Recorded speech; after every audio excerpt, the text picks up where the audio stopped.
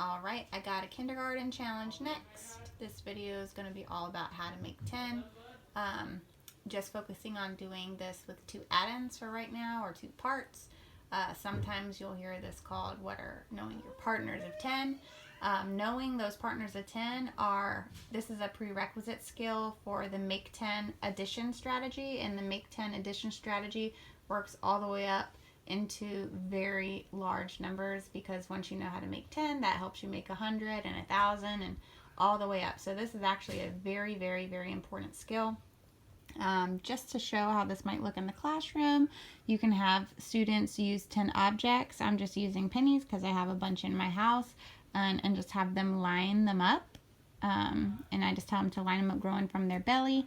So here's an example of 10 pennies. And just so you know, it doesn't always have to be 10. You can also do a similar activity. Say that you have 6 and you are just trying to find all of the ways that you can make 6. You can do it with any numbers, but 10 is a huge benchmark one.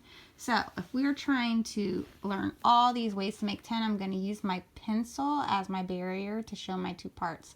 So right now I don't have any pennies above my pencil, so that's 0, and I have 10 pennies below my pencil.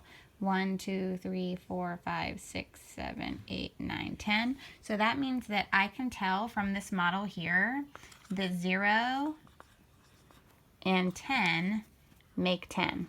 Now, kindergartners, they might not use the addition symbol yet. They might just be talking about and. As students go into first grade, they will start transitioning to that plus sign, but we want them to understand that that addition symbol means and then I'm putting these parts together. So since this is a kindergarten challenge for my school, I'm just going to be keeping with the word and. All right, now the next thing you're going to do is you're going to bump your pencil down, and you're going to be able to see new parts this time. Okay, so now how many pennies are above the pencil? That would be 1. And how many pennies are below the pencil? And that would be 9. It's 1 less than 10, or you could count them out and it's 9. And those words above and below are also position words that students are learning in kindergarten. All right, I'm going to jump my pencil down again. How many pennies do we see above the pencil? That would be 2. And then how many are below the pencil? 1, 2, 3, 4, 5, 6, 7, 8. So 2 and 8 make 10. Bump my pencil down again. How many pennies are above the pencil? 3. How many are below the pencil?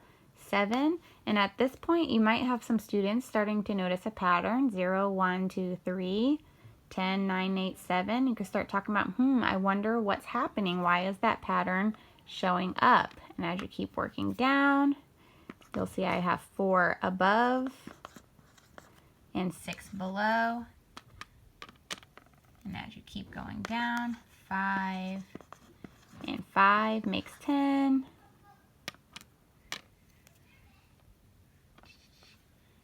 6 and 4 make 10. 7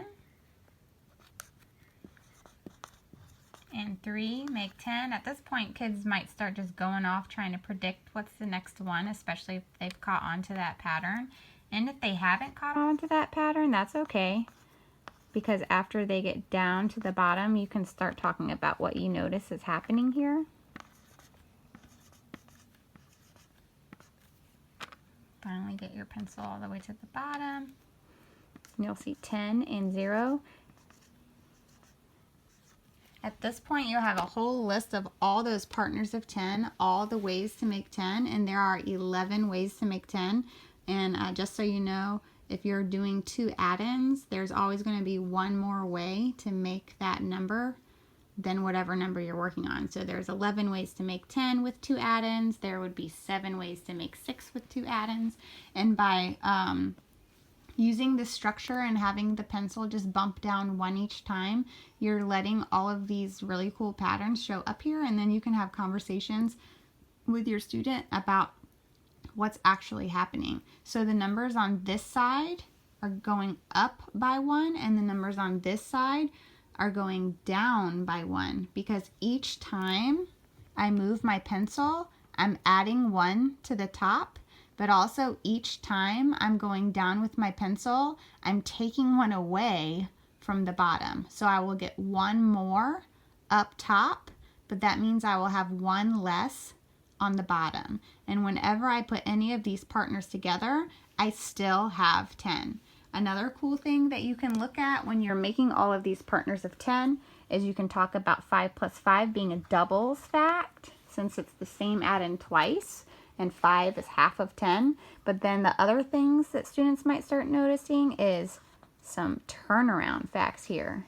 So like this is 4 and 6, this is 6 and 4, it's just turned around. 3 and 7, 7 and 3, those are just turned around. It's the same thing, just turned around. And this sets them up for thinking about the commutative property and how when you add two numbers, the order that you're adding them does not matter. So really, if you know that 3 and 7 is 10, you also know that 7 and 3 is 10. So if you understand how you can turn those parts around and they still give you 10, then you can get all the rest of the combinations just by getting to the 5 and 5, because the rest of them you just turn around what you already had. So this is a great way to get kindergarten or first grade students knowing all of those partners to 10. Also, remember you can do the same thing with other numbers. Students in Virginia, we want them to master all of their combinations to 5 in kindergarten, and we want them to be able to figure out and have experience with numbers up to 10. The hardest ones, I usually go up to 5 and then I skip to 10 since 10 is so important, and then I go back and I do 6, 7, 8, and 9. But students do not have to master all those combinations up to 10 until first grade. But if your kids are ready, please let them practice, because kids do need a lot of practice with composing and decomposing numbers up to 10 to be able to flexibly use computation strategies. All right. Have fun practicing, kindergarten.